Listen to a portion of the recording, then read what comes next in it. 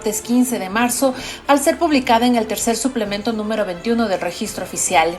De las 268 personas amnistiadas, 60 pertenecen al caso judicializados por ejercer el derecho a la resistencia y protesta social de octubre de 2019, 153 a defensores de los territorios comunitarios, 12 a Administración de Justicia Indígena y 43 a defensores de la naturaleza, según informó la Asamblea.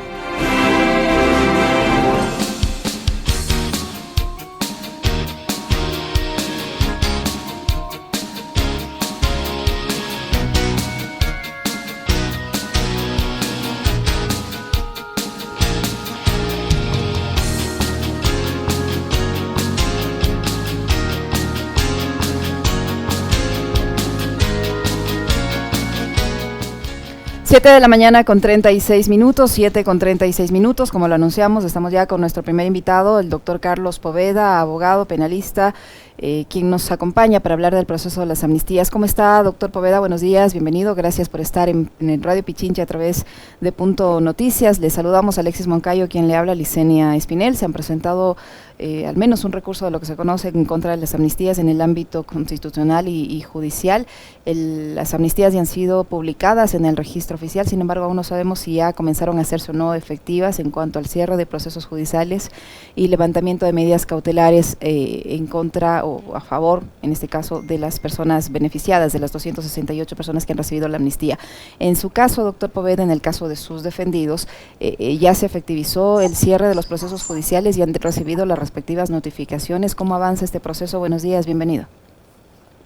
Muy buenos días, estimada Licenia, Alexis, buenos días y a todos quienes nos escuchan y nos observan por este medio. Muy gentil por esta oportunidad. A partir del 10 de marzo, estimada Licenia, se aprobó ya la amnistía para los 268 personas. La resolución en la parte final establecía que sin perjuicio de que se publique el registro oficial esto entraba en vigencia. Yo había pedido que a través del equipo que defendemos a varias personas dentro de varios sucesos y que están involucradas en el tema de las amnistías, se solicite ya copias certificadas para de qué forma inmediata se les haga conocer a las instancias judiciales y de investigación respectivas. Sin embargo, ya se publicó en el registro oficial y esto obviamente se entendería que sin siquiera solicitar de manera específica, los jueces y los fiscales deberían ya archivar las investigaciones y no esperar absolutamente nada. Tengo entendido también que hay dos acciones, una acción de protección que recién el día lunes se presentó porque se había difundido de manera errática, lo digo, y nadie tuvo la capacidad de rectificar, que el día sábado de madrugada se había presentado por parte de Andrés Páez una acción de protección. Conozco que no se lo aceptó por falta de presencia de los jueces que debían estar presentes en el sorteo respectivo y que recién se presentó este día lunes.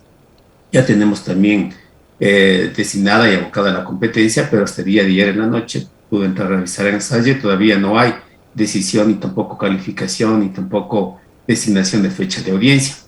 Pero a la vez se presentó por parte de un bufete jurídico Castillo en el sentido de una acción de inconstitucionalidad ante la Corte Constitucional.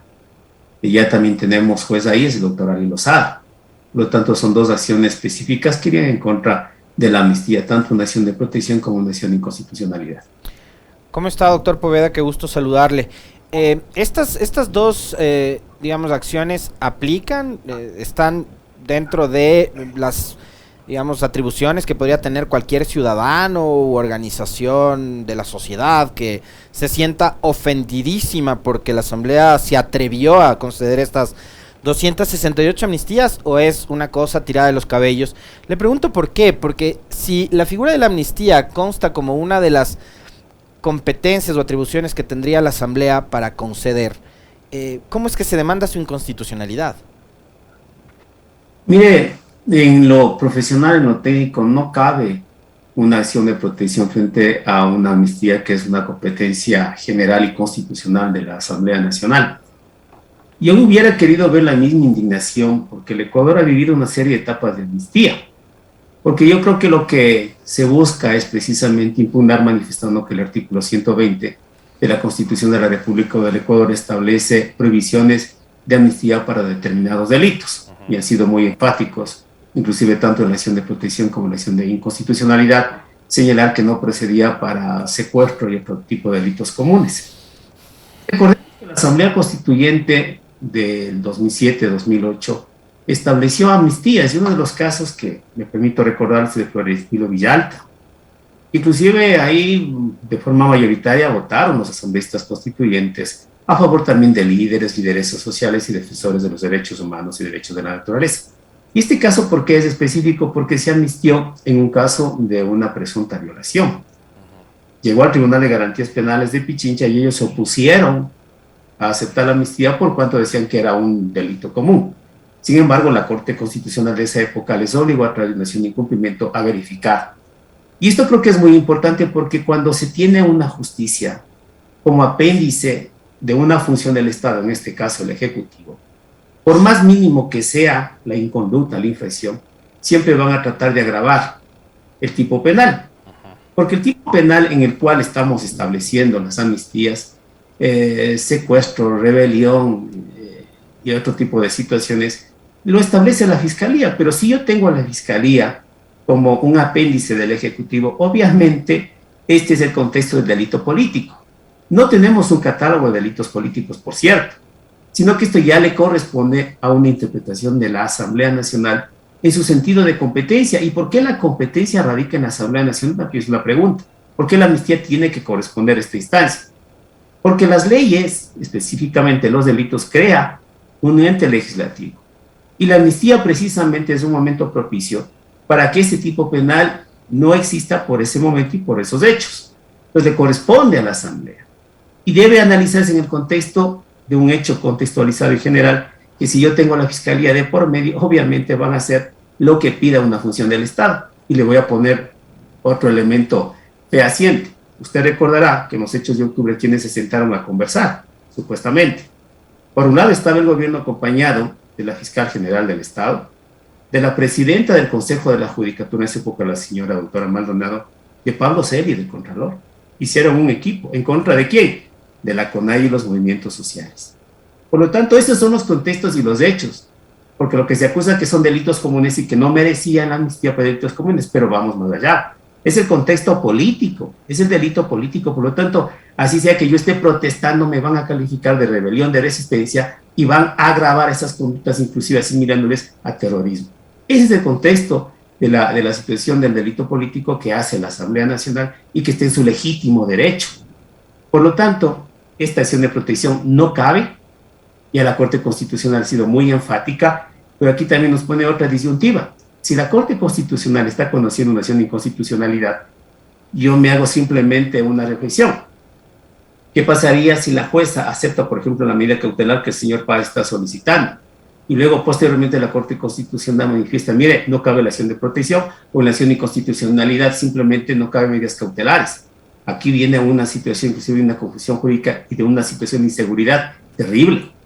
Inclusive, supongamos que el día de hoy la Fiscalía o alguna unidad judicial penal se niega a aplicar la amnistía, yo podría recurrir también con una acción de incumplimiento de la Corte Constitucional.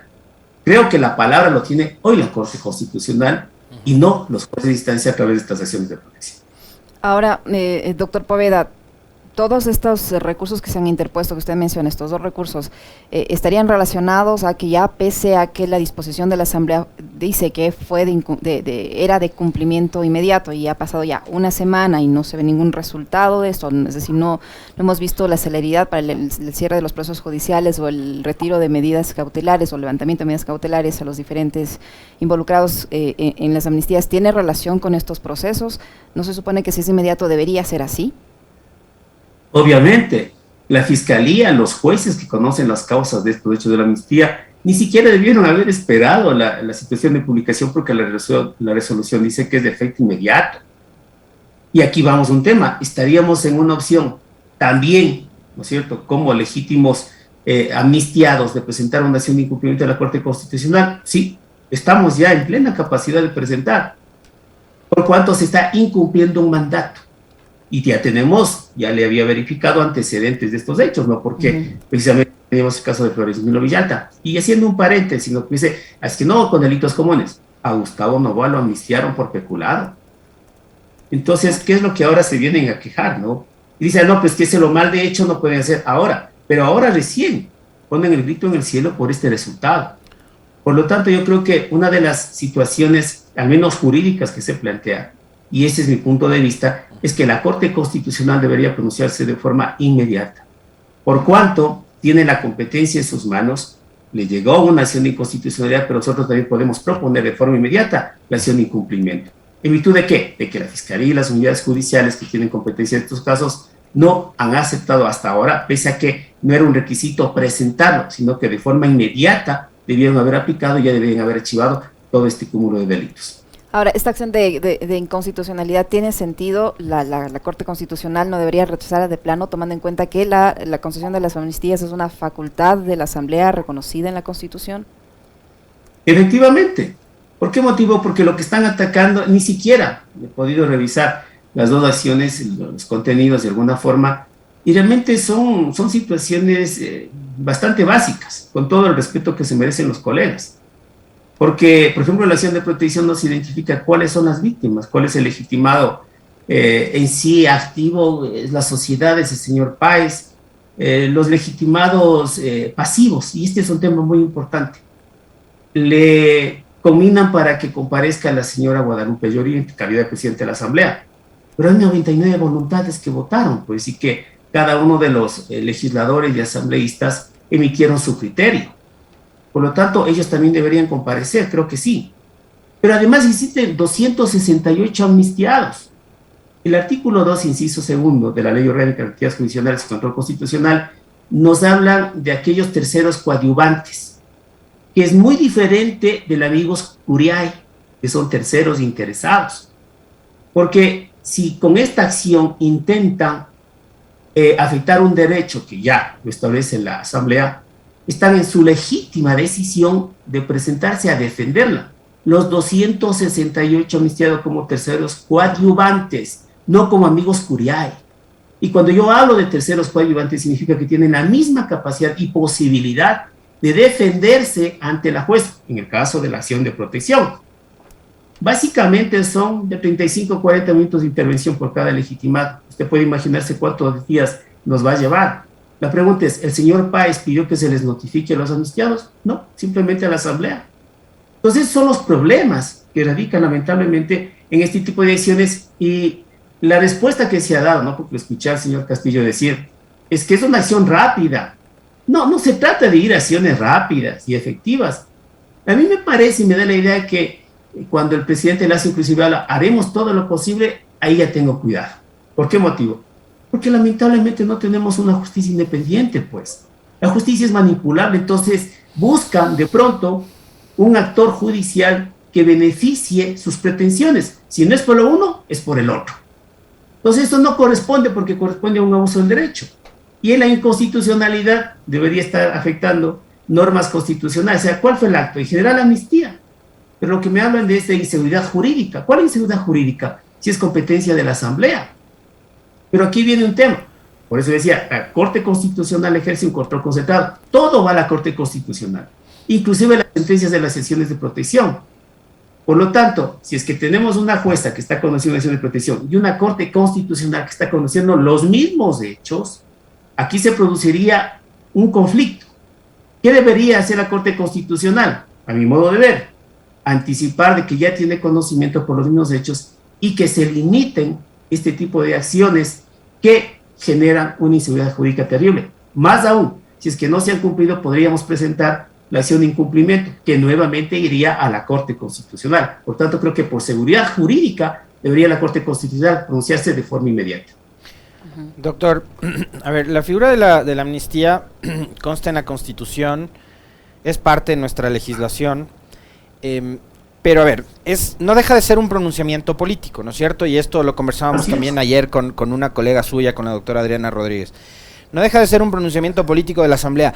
Y la respuesta de actores como Andrés Páez y como el otro torero que quiere ser también candidato a alcalde, el señor Castillo, también son reacciones políticas y son respuestas políticas. A mí lo que me genera ahí inquietud es precisamente lo que usted acaba de señalar, doctor, y es, siendo que la amnistía consta en la Constitución, es un procedimiento absolutamente normado y regular, no habría vuelta atrás. El problema es que estamos en el Ecuador. Y aquí el Estado de Derecho es una plastilina. Entonces uno le extiende lo que más da, si se rompe, se rompe. El presidente, como usted ha citado, ha dicho días atrás que hará lo que sea posible, y el otro habla de cosas inmediatas y no sé qué. Entonces, ahí me queda la duda. Si esta decisión política puede revertirse por, digamos, la intervención de algún organismo, como por ejemplo la Corte Constitucional, y termina esta Corte dándoles razón a gente como Páez y como Castillo. Sí, ese es el problema, ¿no? Porque aquí vamos a enlazar situaciones que vive el país, ¿no? Hace semanas vimos una pugna del Consejo de Participación Ciudadana que de alguna manera avala lo ilegal a través de la presencia de la Policía Nacional. Vemos un tema de la presidencia del Consejo de la Judicatura que para mi criterio debía estar presidido por el doctor Álvaro Román, que también tiene una acción de protección pendiente. Usted va enlazando ese tipo de situaciones. ¿Qué se requiere en el sistema judicial? Lamentablemente en el país es manipulable, no hay independencia. La Fiscalía tiene una agenda más gubernamental que de ejercicio jurisdiccional penal. Política, una agenda política. Exactamente, vaya enlazando cada uno de los puntos. Y cuando el presidente manifiesta, ¿no?, que haré todo lo posible, como decía uno de sus asambleístas, el presidente nunca nos va a llamar, sí, pero tiene asesores, pues tiene operadores políticos. El Consejo de Participación designa autoridades. ¿Qué hace el Consejo de la Judicatura? Es el órgano administrativo disciplinario de los jueces. Por lo tanto, ahí vamos viendo el enlace, ¿no? Si es que la jueza, ojalá no lo haga, aceptara una medida cautelar de suspender los efectos, ¿a quién tienen? Consejo de la Judicatura y tienen Consejo de Participación. Es evidente. No le pasará nada a la jueza. Veía por ahí un tuit del doctor Fausto Jarín que decía, podría ir al prevaricato, pero ¿quién conoce? La fiscal cree que va a hacer algo. No lo va a hacer, porque los intereses están alineados a ese poder. Por lo tanto, ese es el Ecuador que tenemos, lamentablemente. No podrían inmiscuirse en la amnistía, que es una situación política, y de ahí la diferencia entre el indulto y la amnistía. El indulto más tiene que ver con una situación judicial, y acá es inclusive agotada. La amnistía es una situación de carácter político, de reconciliación. Pero también hay un eje transversal que a mí me preocupa, Alexis. Es el extremado racismo. Porque todos los temas de la CONAIE terminan dilucidando. ¿Y por qué no se pusieron en ese mismo plano con las amnistías de Gustavo Noboa? ¿Recuerda el Taura? El secuestro de los comandos de Taura, también en la Asamblea Constituyente. También fueron amnistiados y tenemos el secuestro. ¿Recuerda la ruptura 25 que estaban en la Asamblea Constituyente? Ellos también pues apoyaron. Y ahora la señora Roma se rasga las vestiduras. Pregúntale qué pasó con Florencio Villalta, con los comandos de Tauro, que legítimamente tuvieron su amnistía. Doctor, doctor Poveda, ahí, a ver, ahora que le ha mencionado usted a la señora María Paula Romo, algunas cosas que me llaman la atención. Primero, el gobierno, a través de uno de sus voceros, el consejero Ordóñez, ha salido desde la semana anterior a decir, bueno, ¿por qué no incluyeron en las amnistías a los policías, a la fuerza pública que también ha sido procesada por los hechos de octubre? Y yo no sé si es que hay policías ahí uniformados que sean parte de algún proceso. Y lo otro es, siendo así, el gobierno tendría que haber salido en defensa, pues, o algún grupo, alguna asociación de ex policías, alguna cosa así, presentar, porque acá la iniciativa no fue de los amnistiados, sino de organizaciones sociales que están alrededor de ellos. Eso, saber si es que hay uniformados que son procesados o están siendo procesados por los temas de octubre. Y lo otro, esta defensa, supuesta defensa en favor de ellos, de los policías, devela por los actores que han salido a hablar. O sea, ayer veía, por ejemplo, a Felipe Rodríguez, que es muy cercano, muy amigo de María Paula Romo, publicar un artículo en un medio digital, en Primicias, en defensa de los policías. Y he visto una agenda de medios muy fuerte de la señora Romo y de Lenín Moreno, que estuvo ya también ayer hablando en una radio de acá de la capital.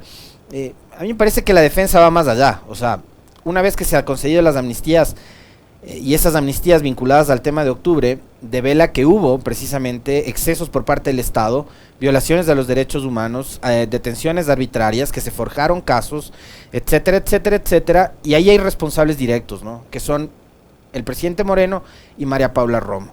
esta supuesta defensa a los policías, lo que revela es precisamente eso, defender a Romo y al gobierno de Moreno. Mira, Alexis, yo creo que sí responde, porque todos son un equipo, evidentemente, y manejan de esa manera. Pero dos precisiones. Primera, no hay amnistía para agentes del Estado. Y le voy a recordar el caso Barrios Altos de la Corte Interamericana de Derechos Humanos en el Perú, cuando el grupo La Colina asesinó a más de una decena de estudiantes. Ahí Fujimori estableció la amnistía general. En Argentina le hicieron la ley de punto final y obediencia debida. Y Zaffaroni y otro grupo de personas que establecían equipo jurídico en Argentina pidieron no aceptar y pidieron inclusive la nulidad de esas leyes. En El Salvador, por caso de los jesuitas, también hubo amnistía. Entonces, el ordenamiento internacional, y esto sí deberían actualizarse los distinguidos colegas, es que no existe amnistía para agentes del Estado. El artículo 159 de la Constitución de la República del Ecuador nos consagra la obediencia debida. ¿Qué significa? Que si el superior le manda a matar al inferior, él no puede aceptar ese tipo de mandato porque va en contra de derechos humanos. Por lo tanto, el justificativo no es que el superior me mandó, no. El 159 es muy claro sobre obediencia debida. Por lo tanto, no se han atrevido a decir, pero lo digo enfáticamente, no procede amnistías, ni leyes de olvido, ni de perdón para agentes del Estado. ¿Por qué motivo? Porque no es pues lo mismo un agente del Estado que una persona particular. Y esto ya tiene la Corte Interamericana de Derechos Humanos un sinnúmero de situaciones. Se pasó en el Cono Sur, pasó en Centroamérica con los jesuitas, fue a jurisdicción universal a España. Por lo tanto, esa primera apreciación. La segunda, recuerde usted que nosotros fuimos los primeros que presentamos como CONAIE el delito de lesa humanidad, que se investigue. Hasta la presente fecha, Alex, hasta la presente fecha ni siquiera nos comparecen para reconocimiento de firma y rúbrica. Y por eso hemos pedido ir a un tercer país por jurisdicción universal, porque aquí no nos hacen caso. Llevamos 10 años, no nos hacen caso. Aquí sí fueron rápidos en investigar a todos los actores de este tipo de protestas y determinación de protesta social, pero en cambio, a los agentes del Estado, desde Moreno para abajo, no ha pasado absolutamente nada. ¿Quién se atrevió a hacer el informe de la Comisión de Verdad, Freddy Carrión? Vemos dónde está. Y ese es un ejemplo, inclusive, de una situación de carácter y connotación política, ¿no? Un tema que podría ser muy particular, ¿cómo lo magnificaron? ¿Por qué? Porque hay fiscalía de por medio, pues. Ese es el tema hasta de escenario político. Pues que uno debe analizar este escenario en este contexto y no solamente dedicarse a buscar el tipo penal. ¿Quién pone el tipo penal, Alicis? Si no es la fiscalía.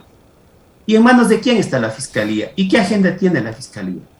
Por eso que hasta es un legítimo derecho de defensa la amnistía a favor de estas personas que son pobres, que son personas que no tienen ni para abogados, que han sido investigados, Alexis. ¿Y por qué no critican a la fiscalía? Los juristas que usted me dice han criticado a la fiscalía. Para nada.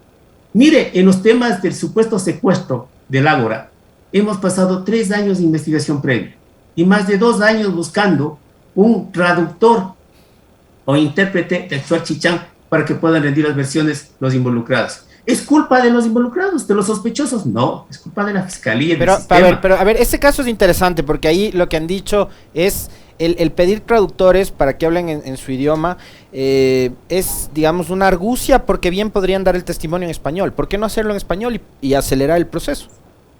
Porque es un derecho colectivo, porque está en la Constitución. Sí, yo he revisado de juristas connotados constitucionalistas que argumentan que es una argucia. No es una argucia, es un derecho que tienen estos señores. Y ahí hasta se confunde y dice, es que Isa no declara. No, Isa ya declaró. El que aún le falta declarar es Jaime Vargas. Y se le ha pedido, inclusive la CONAIE dijo, nosotros ponemos un intérprete de Shuar Chichán. Y la fiscalía dijo, no, queremos nuestros intérpretes y traductores. Nombraron a policías, pero no era Shuar, era Shuar Chichán, porque ni siquiera la idiosincrasia y diversidad cultural se conoce en el país. Y ahí estamos entrampados. Pero ha comparecido a todas las audiencias de las diligencias, hemos comparecido, Alexis. Pero sin embargo, culpan a la fiscalía, eso no es culpa nuestra. Pero nadie se permite evaluar la labor de la fiscalía, por cierto, ¿no? Tenemos el caso de Carmen Tiupul, en Riobamba, ya tuvo una condena, pero declaró una nulidad porque una de las juezas del Tribunal de Riobamba, que hizo un voto de apariencia de forma unánime, luego salió con voto salvado y la Corte Provincial dijo, nulo, regresamos nuevamente. ¿Por qué fue condenada Carmen Tiupul? Que es un caso muy interesante, por periodistas de la localidad, porque ahora también se presta para hacer medios de prueba. Y eso ha pasado también acá en la ciudad de Quito, doctor Poveda. ¿Qué desenlace le ve usted al tema de las amnistías y qué opinión le merece el hecho de que ayer el presidente de la CONAIE anunciara que, es más, va a presentar otro paquete de casos para ver si son susceptibles o no de amnistía, porque dice que entre esos 268 pues no estuvieron todos los que los que deben estar, que hay un grupo que aún no ha recibido este beneficio y que lo merece? En este contexto, ¿qué tan posible podría ser eso? Mire, yo creo que nos podemos afrontar en los próximos días a un tema de conmoción nacional. No es que sea pitonizo o sea fatalista, ¿no? Pero así como tiene su legítimo derecho de reclamar al frente de la Contraloría, que por cierto, ¿no?, el tema de la Contraloría, ustedes ya han sido bastante explícitos, no está involucrado Leonidas Issa, no está investigado, porque el presidente siempre refiere que Leonidas Issa es la Contraloría. Y el tema de la Contraloría, ya lo explicó también mi colega el doctor Paz Miñó, no hay ningún elemento en contra de los 28 procesados. Fue un autoatentado. Y no vengan a repetir la misma mentira de siempre. A tal punto que inclusive, y esto le digo, sale la amnistía y el tribunal nos convoca para mayo a la audiencia, para que vean a dónde va la resistencia de las unidades judiciales, ¿no?, que no quieren hacer caso al legislativo. Pero en todo caso, yo creo que la decisión de la jueza, que ojalá obre en derecho, y no por presiones, porque sabemos también que de esa naturaleza puede provocar también en su legítimo derecho que los amnistiados también se pronuncien, pues también hagan marchas y hagan movilizaciones, así como lo hacen, ¿no? Y que la policía ahí no pasa nada. Entonces esto puede generar este tipo de situaciones, sí, pero ya provoca inseguridad jurídica, pues. El uno presenta acción de protección, el otro presenta acción de inconstitucionalidad, que yo estoy de acuerdo con usted, Alexis. Es una vitrina política de candidatos. ¿Quiénes firman la inconstitucionalidad? El señor Alarcón y el señor Castillo, precandidatos a la alcaldía. Y por lo tanto, esa es la plataforma política para visibilizarse, ¿no? Uh-huh. En ese sentido, yo creo que esto puede generar, porque nosotros también podemos presentar en las próximas horas el incumplimiento de la amnistía, y será la Corte Constitucional. Por lo tanto, yo creo que la Corte Constitucional debe tener un pronunciamiento, sobre todo en que se le abrogue competencias la jueza que tiene la acción de protección, que hasta la presente fecha no ha calificado ni tampoco ha señalado fecha. ¿Y usted va a asistir a esa audiencia, doctor Poveda, a la que le han convocado hoy? ¿Va a asistir a esta audiencia que le han convocado hoy, pese a que ya no debería haber sido convocada, pues están amnistiados? ¿Va a acudir, se va a realizar? Es que la demanda que hace Andrés Tarquino Páez ni siquiera menciona a los amnistiados, ¿sabes? Porque tienen todo el derecho, pues, de comparecer. Son terceros coadyuvantes. Ni siquiera les se permite decirles, miren, comparezcan a ver qué es lo que dicen. Porque ahí también se armaría una situación procesal constitucional, ¿no? Si tiene el legítimo derecho, ya le dije, unos 40, una hora de argumentar el legitimado activo y pasivo, los terceros coadyuvantes tienen el mismo tiempo. Por eso digo, son 268, multiplica por una hora. ¿Cuántas horas nos vamos a demorar en la audiencia? Los que conocen, porque otros no conocerán, pues tendrían todo el derecho de comparecer, pues, de notificar para que nosotros también podamos presentar nuestros argumentos. De ahí viene la diferencia del amigos curiae, porque el amigos curiae es un tercero que no está involucrado directamente, pero aquí son 268. ¿Y qué pasa con los 99 legisladores? También deberían ser escuchados, pues. Ellos son los que votaron a favor. Por lo tanto, creo que se origina un proceso constitucional un poco confrontado, pero que en definitiva es la Corte Constitucional, al menos lo veo de ese aspecto, quien debería poner ya los andariveles correctos. Hoy le he escuchado, hemos hablado de este tema en particular sobre lo de octubre varias veces con usted, doctor Poveda, pero hoy le escuché ya, digamos, mucho más contundente que otras veces. Ha dicho que la quema de la Contraloría en octubre fue un autoatentado. Siendo así, lo cual, además, yo coincido plenamente con usted, porque si estos tipos como Celi, Romo, Moreno, Roldán y todos esos fueron capaces de perseguir y encarcelar inocentes, de destruir vidas, no solo por el tema de octubre, sino en general, yo creo que son capaces de todo. O sea, si destruyen la vida de una persona, de familias, quemar un edificio es algo menor. Yo coincido con usted. No tengo pruebas, pero como suelen decir, tampoco tengo dudas. Ahora, en el caso como se trata de un delito, sí habría que tener pruebas. Decir que fue un autoatentado, y además tomar en cuenta que han pasado 2 años y medio y que la Fiscalía no ha movido un dedo para determinar lo que pasó en la Contraloría, creo que suma las dudas, doctor. Entonces, ¿qué va a pasar con ese hecho que también es, digamos, uno de los más indignantes de lo que pasó en octubre? Porque además fue un edificio que dejaron desprotegidos, y quien deja desprotegida a la Contraloría finalmente termina siendo la fuerza pública. Mire, Alexis, yo sí hablo con contundencia es porque conozco los elementos de comisión y todos los colegas conocemos, incluidos el fiscal que conoce la causa, que es el doctor Wilson Toinga, subrogante la doctora Diana Salazar. Pero llega tal desparpajo, permítame decir, de que el acusador particular es la Contraloría. Se puede imaginar. Entonces nosotros hemos pedido que se aperture investigación en contra de Celio. ¿Por qué no apertura una investigación? Pero no, quieren seguir, ¿no?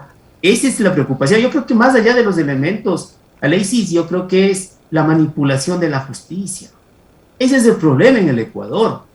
Porque cualquier cosa puede pasar en este país. O sea, no es que se respete la Constitución, los medios probatorios, los elementos. Lo miran desde una óptica política de beneficio de perjuicio. Y ese es el problema que nos genera inclusive en el ámbito jurídico, porque no sabemos cuáles son las intenciones, porque una decisión judicial en este tipo de naturaleza en la que vivimos no depende del respeto hacia la ley, a la Constitución, depende de los cálculos políticos. Y por eso es que la justicia siempre ha sido apreciada en el poder político, porque se puede lograr inclusive declinaciones de intereses políticos o perseguir a la gente. Por eso es importante la justicia, por eso se pelea Consejo de Participación, Consejo de la Judicatura. Usted puede ahí entender la dinámica, pues, porque si solamente vemos delitos, no entendemos el contexto. ¿Por qué aquellos juristas ahora defienden? ¿No? ¿Por qué los medios de comunicación se han vuelto tan activistas? Pues que cuando uno, para asumir una entrevista, uno debe preguntar con qué medio está, si es entrevista o es debate, porque son actores políticos. Y los más indignados eran precisamente los medios de comunicación cuando salió la amnistía, ni siquiera aquellos actores que luego fueron secundarios, son los medios, y aquellos actores fungen su actuación en virtud de una plataforma o un guión mediático. Ese es el problema en este país. Muchísimas gracias, doctor, por su tiempo, por la información que nos ha proporcionado el doctor Carlos Poveda, abogado que ha estado con nosotros hablando del tema de las amnistías. Muy amable, doctor, muchísimas gracias. Usted, Liceña, Alexis, muy gentil. Buenos días. Gracias, doctor. Lo propio, 8:08, una pequeñísima pausa, ya regresamos, no se vayan.